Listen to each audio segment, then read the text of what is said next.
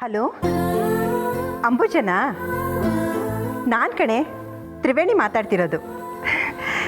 ಚೆನ್ನಾಗಿದೆಯಾ? ನಾನು ಚೆನ್ನಾಗಿದ್ದೀನಿ. ವಿಷಯ ಗೊತ್ತಲ್ಲ, ನಮ್ಮ ಅರ್ಜುನ್ ಮಯೂರಿ ಮದುವೆ. ನೋಡು, ನನ್ನ ಸೊಸೆ ಮಗ ನಿಮ್ಮನೆ ಖುದ್ದಾಗಿ ಬಂದು ಕರೀತಾರೆ, ಖಂಡಿತ ಬರಬೇಕು. ಆದರೂ ನಾನು ಫೋನಲ್ಲಿ ಹೇಳ್ತಾ ಇದ್ದೀನಿ, ಮದುವೆಗೆ 3 ದಿನ ಮುಂಚೆನೇ ಬರಬೇಕು. ಮುಂದೆ ನಿಂತು ಮದುವೆ ಮಾಡಬೇಕು. ನಿಮ್ಮ ಮನೆಯವ್ರಿಗೂ ಹೇಳು, ಯಾವುದೇ ಕಾರಣಕ್ಕೂ ತಪ್ಪಿಸ್ಕೋಬಾರ್ದು, ಸರಿನಾ? ಸರಿ ಕಣೆ. ನಾನು ನಿನ್ನ ಹತ್ರ ಮಾತಾಡಿ ತುಂಬ ದಿನ ಆಯಿತು. ಮದುವೆಗೆ ಬರ್ತೀಯಲ್ಲ, ಮಾತಾಡೋಣ. ಹಾಂ, ಸರಿ, ಓಕೆ.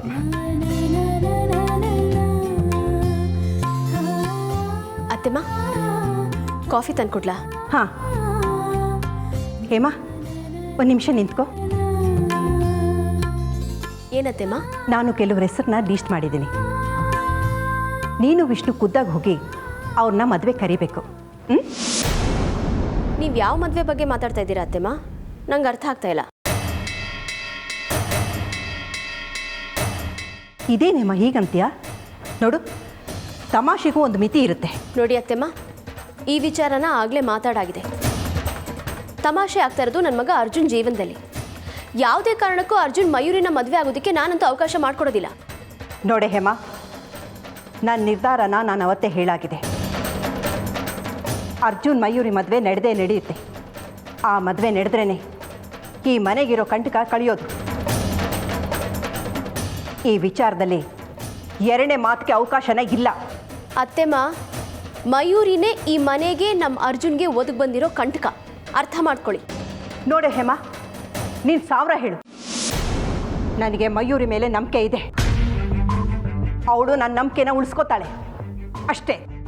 ಅವಳು ಉಳಿಸ್ಕೊಳ್ಳೋ ಅಷ್ಟರಲ್ಲಿ ನಾವು ಎಲ್ಲ ಕಳ್ಕೊಂಡಿರ್ತೀವಿ ಅತ್ತೆಮ್ಮ. ಹೇಮಾ, ನಿಂದು ಯಾಕೋ ಅತಿ ಆಗ್ತಿದೆ. ಅದಕ್ಕೆ ಅಮ್ಮ, ನೀವಿಬ್ರು ಯಾಕೆ ಜೋರಾಗಿ ಮಾತಾಡ್ತಿದ್ದೀರಿ? ಏನು ನಡೀತಿದೆ ಇಲ್ಲಿ? ಏನೋ ಕಂಟಕ ಅದು ಇದು ಅಂತ ಮಾತಾಡ್ತಾ ಇದ್ದಾಗಿತ್ತು. ಏನು ವಿಚಾರ? ವಿಷ್ಣು, ಅರ್ಜುನ್ ಮಯೂರಿ ಮದುವೆ ಆಗೋವರೆಗೂ ನೀನು ಹೆಂಡ್ತಿನ ಹದ್ದುಬಸ್ತಲ್ಲಿ ಇಟ್ಕೋ. ನನಗೆ ಯಾಕೋ ಈ ಮದುವೆಗೆ ಇವಳೆ ಕಂಟಕ ಆಗ್ತಾಳೆ ಅನಿಸ್ತಾ ಇದೆ. ಅಮ್ಮ, ಏನು ಮಾತಾಡ್ತಿದ್ಯಾ? ಹೇಮಾ, ಏನು ನಡೀತಾ ಇದೆ ಇಲ್ಲಿ? ನೋಡಿ, ಎಲ್ಲರೂ ಚೆನ್ನಾಗಿ ಕೇಳಿಸ್ಕೊಡಿ. ಅರ್ಜುನ್ ಮಯೂರಿ ಮದುವೆ ಆಗಬೇಕು ಅಂತ ಅವತ್ತೇ ನಾವೆಲ್ಲ ತೀರ್ಮಾನ ಮಾಡಾಗಿದೆ. ಯಾರು ಏನೋ ಹೇಳಿದ್ರು ಅಂತ ಈಗ ಈ ಮದುವೆ ನಿಲ್ಲಿಸೋದು ಈ ಮನೆಗೆ ಶೋಭೆ ತರೋದಿಲ್ಲ.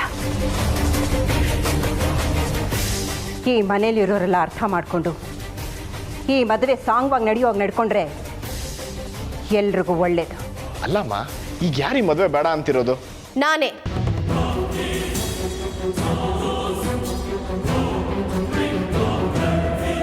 ನೋಡಿ ಅತ್ತೆಮ್ಮ, ಇಲ್ಲಿ ನಮ್ಮ ನಿರ್ಧಾರ ಮುಖ್ಯ ಅಲ್ಲ, ನನ್ನ ಮಗ ಅರ್ಜುನ್ ನೆಮ್ಮದಿ ಮುಖ್ಯ. ಅವನ ಇಷ್ಟದ ಪ್ರಕಾರ ಅವನ ಮದುವೆ ನಡಿಬೇಕೇ ಹೊರತು ಬೇರೆ ಯಾರ್ದೋ ಹಠ ಅಥವಾ ಬಲವಂತಕ್ಕಲ್ಲ. ಈ ಸೂಕ್ಷ್ಮನ ಅರ್ಥ ಮಾಡಿಕೊಂಡ್ರೆ ಈ ಮನೆಗೆ ಒಳ್ಳೇದಾಗತ್ತೆ. ನನ್ನ ಮಗ ಅರ್ಜುನ್ ವಿಚಾರದಲ್ಲಿ, ಅವನ ಮದುವೆ ವಿಚಾರದಲ್ಲಿ ನಿರ್ಧಾರನ ನಾನು ತಗೋತೀನಿ. ಯಾವುದೇ ಕಾರಣಕ್ಕೂ ಅರ್ಜುನ್ ಮಯೂರಿನ ಮದುವೆ ಆಗೋದಕ್ಕೆ ನಾನು ಅವಕಾಶ ಮಾಡಿಕೊಡೋದಿಲ್ಲ, ಅಷ್ಟೇ.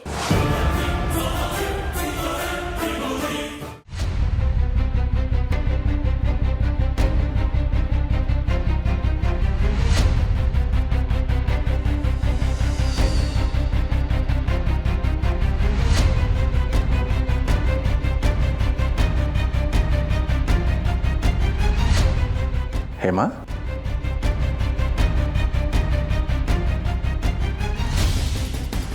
ಇನ್ನೂ ಕೋಪನಾ? ಬರಲ್ವೇನ್ರಿ ಮತ್ತೆ? ಅಲ್ಲ ಕಣೆ, ಈಗೇನು ಆಗಬಾರ್ದಾಗಿದೆ ಅಂತ ಇಷ್ಟೊಂದು. ಇನ್ನೇನು ಆಗಬೇಕೋ ಹೇಳಿ? ಅಲ್ಲಿ ನನ್ನ ಮಗನ ಜೀವನದಲ್ಲಿ ಆಗಬಾರ್ದು ಆಗ್ತಾ ಇದೆ. ನೀವು ನೋಡಿದ್ರೆ ಏನೂ ಆಗಿಲ್ಲ ಅನ್ನೋ ಥರ ತಣ್ಣಗೆ ರಿಯಾಕ್ಟ್ ಮಾಡ್ತಾ ಇದ್ದೀರಲ್ಲ.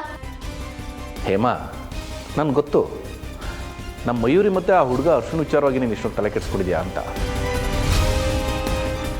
ನೋಡಿ ಹೇಮಾ, ಯಾರೋ 3ನೇ ವ್ಯಕ್ತಿ ನಮ್ಮ ಮಯೂರಿ ಮೇಲೆ ಅಪವಾದ ಮಾಡ್ದ ಅಂತ ಅದನ್ನೇ ನಂಬಿಕೊಂಡು ನಮ್ಮ ಮಕ್ಕಳ ಜೀವನ ನಾವೇ ಹಾಳು ಮಾಡೋ ಸರಿನಾ ಹೇಳು? ಮಯೂರಿ ಒಳ್ಳೆ ಹುಡುಗಿ ಕಣೆ. ಆ ಮಯೂರಿ ಮತ್ತೆ ಆ ಹುಡುಗ ಮಾತಾಡೋದನ್ನ ನಾನೇ ನೋಡಿದ್ದೀನಿ, ನಾನೇ ಕೇಳಿಸ್ಕೊಂಡಿದ್ದೀನಿ ರೀ. ಹಾಗಾದ್ರೆ ನಾನು ಮೂರನೇ ವ್ಯಕ್ತಿನಾ? ಹಾಗಲ್ಲ ಹೇಮಾ. ನೋಡಿ, ಮಾತ್ಗೂ ನೀವು ಮಯೂರಿನ ವಹಿಸ್ಕೊಂಡು ಬರಬೇಡಿ. ಗೊತ್ತಿದ್ದು ನನ್ನ ಮಗನ ಬಾವಿಗೆ ತಳ್ಳೋದಕ್ಕೆ ನಾನಂತೂ ರೆಡಿ ಇಲ್ಲ. ನನಗೆ ನನ್ನ ಮಗನ ಜೀವನ, ಅವನ ಸಂಸಾರ ಚೆನ್ನಾಗಿರೋದು ಮುಖ್ಯ. ಯಾರ್ಯಾರ್ದೋ ಹಠಕ್ಕೆ ನನ್ನ ಮಗನ ಜೀವನ ಬಲಿ ಆಗ್ತಾ ಇದ್ರೆ ಅದನ್ನ ನೋಡ್ಕೊಂಡು ಕೂತ್ಕೊಂಡಿರೋಕ್ಕೆ ನಾನು ತಯಾರಿಲ್ಲ ರೀ. ಅಂಥದ್ದೇನು ಆಗಿಲ್ಲ ಕಣೆ, ನೀನು ತುಂಬ ತಲೆ ಕೆಡಿಸ್ಕೊತಿದ್ಯಾ ಅನ್ಸುತ್ತೆ. ಸುತ್ತಮುತ್ತ ಸರಿಯಾಗಿ ಕಂಡ್ಬಿಟ್ಟು ನೋಡಿ, ಆಗ ನಿಮಗೆ ಅರ್ಥ ಆಗತ್ತೆ. ಒಬ್ಬ ಮಗನ ಮನಸ್ಸು ತಾಯಿಗೆ ಮಾತ್ರ ಅರ್ಥ ಆಗೋಕ್ಕೆ ಸಾಧ್ಯ. ಆ ತಾಯಿ ಈಗ ಮಾಡಬೇಕಾಗಿರೋ ಕರ್ತವ್ಯನ ನಾನು ಮಾಡೇ ಮಾಡ್ತೀನಿ. ನೀವು ನನ್ನ ಹಠಮಾರಿ ಅಂತನಾದರೂ ಅಂದ್ಕೊಳ್ಳಿ, ಏನಾದರೂ ಅಂದ್ಕೊಳ್ಳಿ, ನಾನು ಯಾವುದೇ ಕಾರಣಕ್ಕೂ ಈ ಮದುವೆನ ನಡೆಯೋದಕ್ಕೆ ಬಿಡಲ್ಲ ಅಷ್ಟೇ.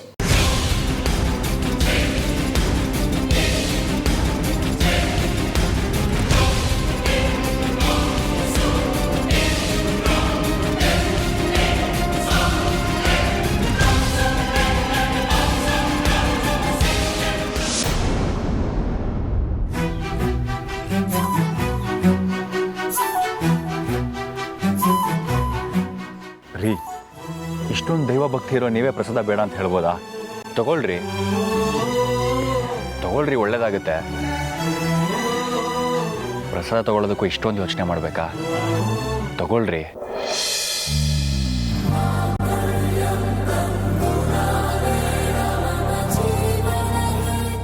ತಗೊಳ್ಳಿ.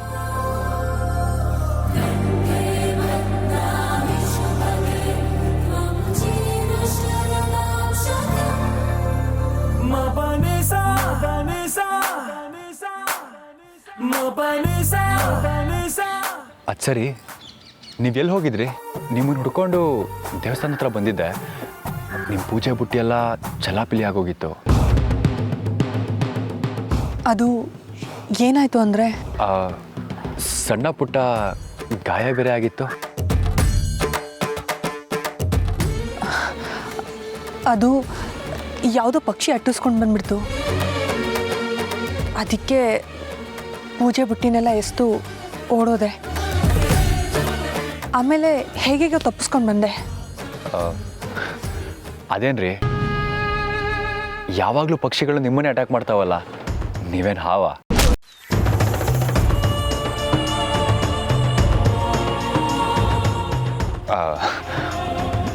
ತಮಾಷೆ ಮಾಡಿದೆ ರೀ. ಬಿಡಿ, ನಿಮ್ಗೇನು ಆಗದೆ ನೀವು ಆರಾಮಾಗಿದ್ದೀರಲ್ಲ, ಅಷ್ಟು ಸಾಕಿ ಜೀವಕ್ಕೆ. ಆದರೆ ಈ ಜೀವಕ್ಕೆ ಅಷ್ಟು ಸಾಲದು ಅರ್ಜುನ್. ನಿನ್ನ ಜೀವ ಬೇಕು, ಆಗಲೇ ನನಗೆ ನೆಮ್ಮದಿ. ಏನಾದರೂ ಮಾತಾಡ್ರಿ. ನನಗೆ ಏನು ಮಾತಾಡಬೇಕು ಅಂತ ಗೊತ್ತಾಗ್ತಾ ಇಲ್ಲ. ನಿಮ್ಮ ಮನಸ್ಸಿನ ಗೊಂದಲ ನನಗೆ ಅರ್ಥ ಆಗುತ್ತೆ ಅಮೃತ ಅವರೇ. ಆದರೆ ನಿಮ್ಗೊಂದು ಸಿಹಿ ಸುದ್ದಿ ಇತ್ತು ಇವತ್ತು. ಅದನ್ನು ಹೇಳೋಣ ಅಂತಲೇ ದೇವಸ್ಥಾನ ಹತ್ರ ಬಂದಿದ್ದೆ. ಆದರೆ ಇಲ್ಲಿ ನೋಡಿದ್ರೆ ಏನೇನೋ ಆಗೋಯ್ತು. ಸಿಹಿ ಸುದ್ದಿನ? ಏನದು? ನಾನು ಯಾವಾಗಲೂ ಹೇಳ್ತಾ ಇದ್ದಲ್ಲ ಅಮೃತ ಅವರೇ, ನೀವು ಹುಟ್ಟಿರೋದೇ ನನಗೋಸ್ಕರ, ನಾನು ಹುಟ್ಟಿರೋದೇ ನಿಮಗೋಸ್ಕರ ಅಂತ. ಅದು ಆ ದೇವ್ರಿಗೂ ಅರ್ಥ ಆಗಿದೆ ಅಂತ ಅನ್ಸುತ್ತೆ.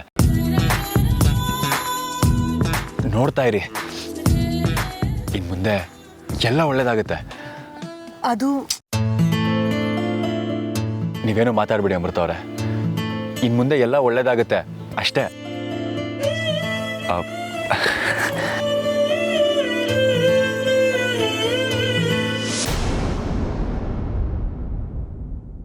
ಇದು ನಿಮ್ಮ ಹತ್ರ ಹೇಗೆ ಬಂತು? ದೂರ ಹೋದ್ರಿ, ಆತಂಕ ಆಯಿತು. ಆಗ ಈ ಗೆಜ್ಜೆ ಸಿಕ್ತು. ಅಲ್ಲಿಗೆ ನೀವು ಮತ್ತೆ ನನಗೆ ಸಿಗ್ತಿರೋ ಸೂಚನೆ ಕೊಟ್ಟ ಈ ಗೆಜ್ಜೆ